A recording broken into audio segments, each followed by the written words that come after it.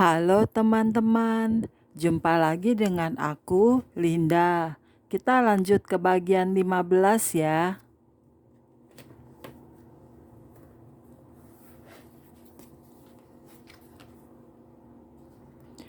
Oke, mari kita mulai. Suatu malam, saya sedang berdoa dengan sungguh-sungguh dalam Roh Kudus agar Allah membebaskan orang-orang dari narkotika. Dari tengah malam hingga pukul 6 pagi, saya bersyafaat bersama Allah karena saya bertekad untuk tidak beristirahat hingga saya menerima suatu jawaban dari Dia. Pagi itu, Allah mengirimkan seorang malaikat untuk memberi saya suatu penglihatan. Dalam kuasa Roh Kudus, saya melihat ada kilauan cahaya yang melesat seperti anak panah dari rumah saya ke langit. Kemudian saya melihat gerbang-gerbang surga terbuka, dan saya melihat ada sepasukan kuda yang sangat besar. Punggung kuda itu lebarnya kira-kira 4 kaki. Binatang-binatang yang menakjubkan itu berwarna putih bersih dan kulitnya seperti satin. Mereka begitu indah dan memakai perlengkapan perang yang lengkap, siap untuk bertempur. Kemudian saya melihat para penunggang kuda itu. Mereka adalah malaikat-malaikat yang sepertinya memiliki tinggi 12 kaki atau 3,66 meter atau lebih dari itu. Bahu mereka begitu tegap dan bidang dan memakai semacam but perang. Di seputar lutut dan tulang kering mereka ada pelindung yang tampaknya terbuat dari logam, menutupi separuh bagian bawah kaki mereka. Dari pinggang hingga lutut, mereka memakai baju logam yang panjang. Di dada mereka ada pelindung dari besi, dan lengan baju mereka terbuat dari bahan yang belum pernah saya lihat sebelumnya, tetapi kelihatan seperti campuran antara emas dan perak. Di sisi setiap malaikat tergantung sebilah pedang. Dari ujung bawah dan atas pedang itu tampak api yang memancar. Para malaikat itu juga mengenakan pelindung kepala, helm yang tampak garang. Wajah mereka tertutup, tetapi pada pelindung kepala itu ada lubang di bagian mata. Dari mulut mereka keluar api, dan mata mereka bagaikan api yang menyala-nyala. Jika Anda melihat mereka di bumi, mungkin Anda mengira bahwa mereka adalah iblis yang memburu Anda. Akan tetapi saya tahu bahwa mereka datang dari surga untuk membantu kita. Para malaikat perang itu menunggangi kuda mereka dalam suatu formasi tingkatan demi tingkatan, seperti pasukan tentara di bumi yang siap untuk maju ke medan tempur. Tampak bahwa mereka sudah siap tempur. Dengan wajah yang garang dan meyakinkan, para malaikat itu melesat menuju bumi dengan kuda mereka yang menakjubkan. Ketika mereka tiba di bumi, Tuhan memperlihatkan suatu penglihatan di mana kuda-kuda dan para penunggangnya itu menuju ke kota-kota. Mereka melesat menuju jalanan malam yang dipenuhi dengan para penjual narkotika, pembunuh, pelacur, bar-bar gay, dan klub-klub malam. Jalan-jalan yang penuh derita dan nestapa. Saya melihat mereka masuk ke rumah-rumah dan tempat-tempat lain di mana orang disiksa secara roh. Mulanya saya berdoa dengan was-was, "Oh Tuhan," tetapi kemudian saya tahu bahwa mereka masuk dengan membawa pembebasan yang penuh kuasa, bukan penghakiman yang ganas. Saya melihat mereka berjalan mendekati orang-orang di jalanan yang terikat secara roh dan tidak menyadari bahwa para malaikat itu berada di sana. Pada orang-orang yang terikat itu, saya dapat melihat roh-roh, bentuknya gelap seperti kera atau iblis. Para penyiksa kejam dari dunia kegelapan memiliki sayap di bahu mereka. Di sekitar kepala atau tubuh mereka ada ular. Yang saya lihat adalah orang-orang nyata yang diserang oleh roh-roh jahat yang tidak kasat mata. Saya melihat para malaikat perang tersebut menghampiri roh-roh jahat itu dan mengusir ular-ular itu.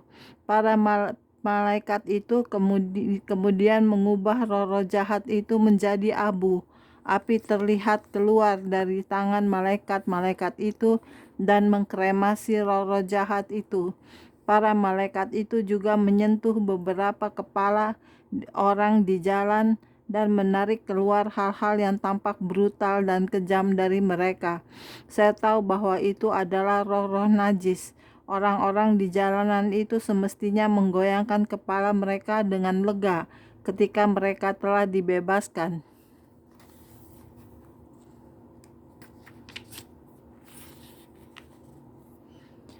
Saya melihat para malaikat perang itu melakukan hal-hal tersebut di banyak lokasi. Misalnya saya melihat para malaikat masuk ke suatu tempat yang kelihatannya seperti klub malam. Mereka menghampiri seorang pria yang duduk di bar dan menangis karena di bahunya ada sesosok roh jahat. Seorang malaikat mengibaskan monster itu dari dia. Makhluk itu lebih besar dari si pria, dan si monster berubah menjadi abu. Pria itu menggoyangkan kepalanya, menghapus air matanya, berdiri dan berjalan keluar dari pintu. Roh Kudus berkata kepada saya, perubahan sedang terjadi, pembebasan sedang terjadi. Aku membebaskan banyak orang dari tipu daya dan ikatan dosa dan setan. Kau akan melihat suatu kegerakan rohku yang besar di negeri ini, dan aku akan memerdekakan banyak orang melalui doa-doa dari orang-orang kudus. Aku mengurapi engkau untuk pelayanan ini, karena kau sudah berseru kepadaku untuk kebebasan jiwa-jiwa. Aku akan melakukan hal itu untukmu. Kemudian saya melihat malaikat-malaikat itu bergerak menuju beberapa rumah sakit dan tempat-tempat lain, membebaskan orang-orang dari penyakit dan kelemahan tubuh. Sungguh menakjubkan ketika melihat pekerjaan luar biasa yang dilakukan oleh para malaikat perang itu. Roh-roh jahat kabur terbirit-birit meninggalkan mereka. Mereka gemetar karena mereka tahu bahwa mereka sedang dihancurkan. Selama beberapa minggu, saya melihat itu sebagai penglihatan yang berulang kali muncul. Saya begitu tersedot dalam ketakjuban ketika melihat pekerjaan para malaikat dan firman Allah tersebut. Ada saat-saat di mana ada Alkitab yang terbuka. Saya akan melihat gulungan-gulungan kitab itu ketika para malaikat bekerja bersama firman dan Roh Kudus. Allah menunjukkan kepada saya bahwa di seluruh dunia pembebasan telah datang dalam nama Anak, yaitu Tuhan Yesus Kristus. Sungguh suatu penglihatan yang menakjubkan. Dalam bukunya Marching Orders for the End Battle, Corrie ten Boom menulis tentang suatu pengalaman di Kongo ketika terjadi suatu pemberontakan yang lebih lanjut, menggambarkan bagaimana Allah mengirim para malaikatnya untuk menyelamatkan anak-anaknya. Ketika para pemberontak mengincar sebuah sekolah di mana 200 anak para misionari tinggal, mereka berencana untuk membunuh murid-murid sekaligus guru-guru mereka. Orang-orang yang ada di sekolah itu mengetahui bahaya yang mengancam tersebut. Oleh karena itu mereka berdoa. Satu-satunya perlindungan mereka hanya pagar dan sedikit tentara. Sementara para musuh sudah semakin mendekat. Jumlah mereka beberapa ratus orang. Ketika para pemberontak itu sudah dekat, tiba-tiba terjadi sesuatu. Mereka berbalik dan melarikan diri. Keesokan hari, hal yang sama juga terjadi. Demikian juga pada hari yang ketiga. Salah satu pemberontak itu terluka dan dibawa ke rumah sakit misi. Sementara seorang dokter sibuk menangani luka-lukanya. Dia bertanya kepada sang pasien, "Mengapa kalian tidak menerobos ke sekolah itu seperti yang kalian rencanakan?" "Kami tidak dapat melakukannya. Kami melihat ratusan tentara yang berseragam putih dan kami ketakutan. Di Afrika, tentara tidak pernah memakai seragam putih, jadi itu pasti para malaikat." Sungguh menakjubkan bahwa Allah telah membuka mata musuh sehingga mereka dapat melihat malaikat. Kita sebagai anak-anak Allah tidak perlu melihat mereka dengan mata jasmani kita. Kita memiliki Alkitab dan iman, dan dengan iman kita melihat hal-hal yang tidak kasat mata.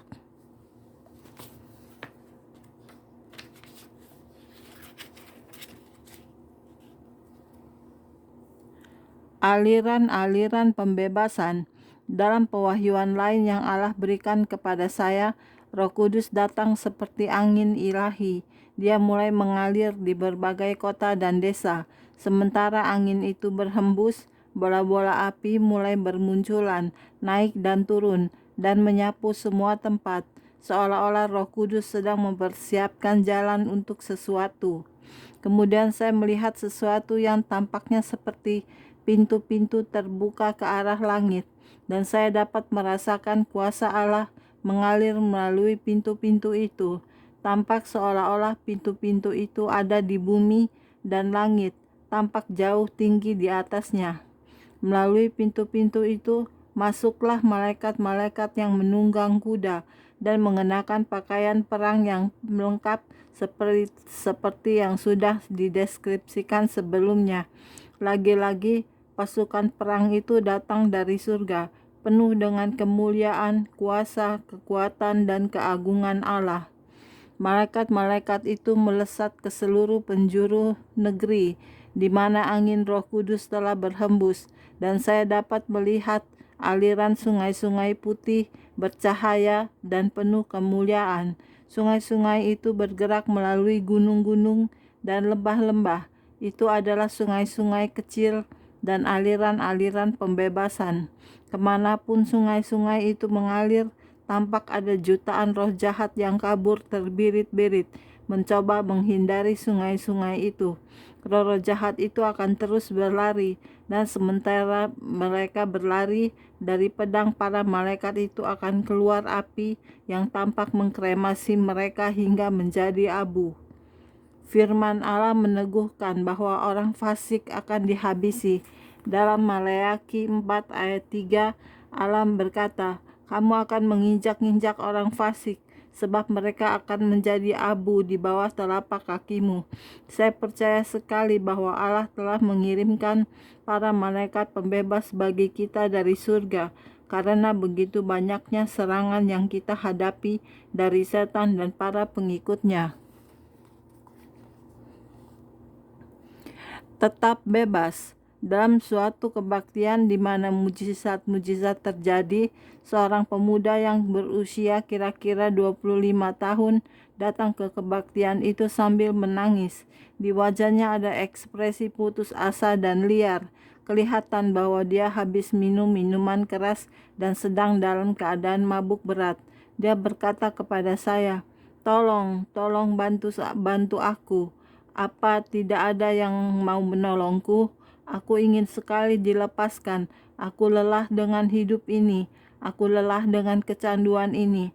Tolong aku. Belas kasihan Allah melanda ruangan itu. Dengan dipenuhi belas kasihan itu, kami mulai berdoa bagi pemuda tersebut dan mengusir roh-roh jahat dari dalam dirinya di dalam nama Yesus. Kami mengurapi dia dengan minyak. Kemudian kami memimpin dia untuk memanjatkan doa pengakuan dosa dan menerima Yesus, dan dia segera menggoyangkan kepalanya. Dia dibebaskan secara total. Kemudian dia berdiri, matanya tampak jernih. Pemuda ini mengangkat tangannya ke udara. Tidak lama kemudian, dia mulai meninggikan dan memuji Tuhan. Allah benar-benar telah mengubah dia dalam waktu 15 menit. Kemudian seorang anak laki-laki kecil berusia 12 tahun datang mendekat dan berkata kepada pemuda itu, "Bolehkah aku memberitahukan sesuatu kepadamu? Apa kau tahu apa yang aku lihat saat orang-orang berdoa untukmu?" "Tidak," sahut pemuda itu. "Aku melihat roh-roh jahat meninggalkanmu, dan mereka berdiri mengelilingimu, mencoba untuk masuk kembali ke dalam tubuhmu. Tetapi semua orang yang mengelilingimu mendoakanmu. Kemudian aku melihat seorang malaikat yang membawa pedang datang dan mengusir mereka. Mereka tidak bisa kembali.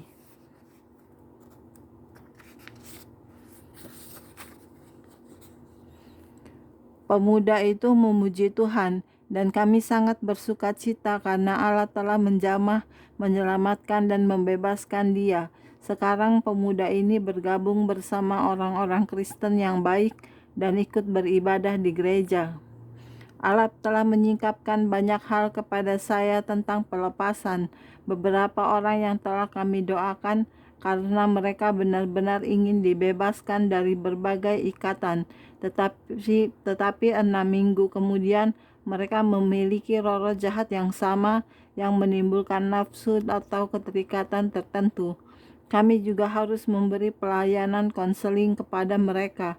Kami harus mengajarkan kepada mereka bahwa setelah seseorang dilayani pelepasan, dia tidak boleh terlibat lagi dengan hal-hal yang paling mengikat dia. Jika Anda ingin merasakan kebaikan Allah sekaligus kenikmatan dunia, maka ada suatu pertentangan fatal di hati Anda yang harus diselesaikan. Setelah Allah mengubahkan Anda, penting sekali bagi Anda untuk tetap berada dalam keadaan merdeka. Temukan suatu gereja yang baik, yang percaya kepada Yesus Kristus dan pelepasan yang dari Dia. Taati firman, jauhilah hal-hal berdosa yang membuat Anda jatuh lagi. Tetaplah melekat pada hati Allah.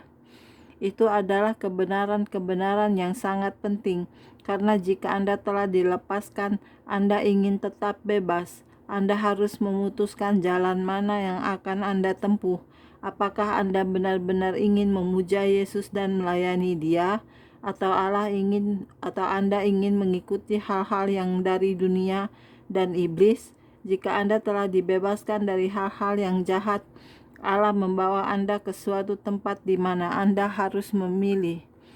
Allah adalah seorang pembebas sejati, dan orang-orang yang dibebaskan Allah benar-benar sudah bebas. Oleh karena itu, ketika Anda mengusir setan, katakan, "Setan, kau harus pergi dalam nama Yesus."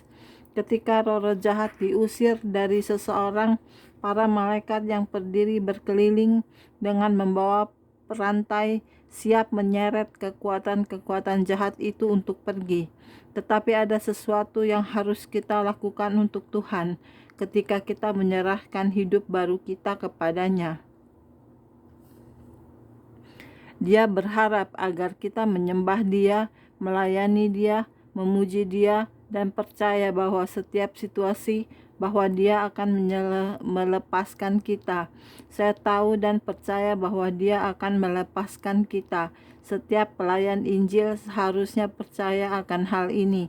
Ketika kita percaya, Yesus akan bergerak ke seluruh negeri untuk mendemonstrasikan kuasa-Nya. Roh Kudus akan datang dan bersama para malaikat akan melayani di setiap kebaktian. Bagi orang-orang yang sungguh mengasihi Allah dan melakukan perintah-perintah-Nya, Anda akan melihat kegerakan Allah di berbagai wilayah, seperti yang belum pernah Anda saksikan sebelumnya. Allah sedang mempersiapkan suatu umat untuk pergerakan di akhir zaman ini. Dia mencari orang-orang yang mau percaya kepadanya dan mengasihi Dia apa adanya, dan yang akan percaya pada apa yang dikatakan firman Tuhan. Saya yakin sepenuhnya bahwa Allah sedang bersiap untuk melakukan hal-hal yang besar dan luar biasa di berbagai wilayah.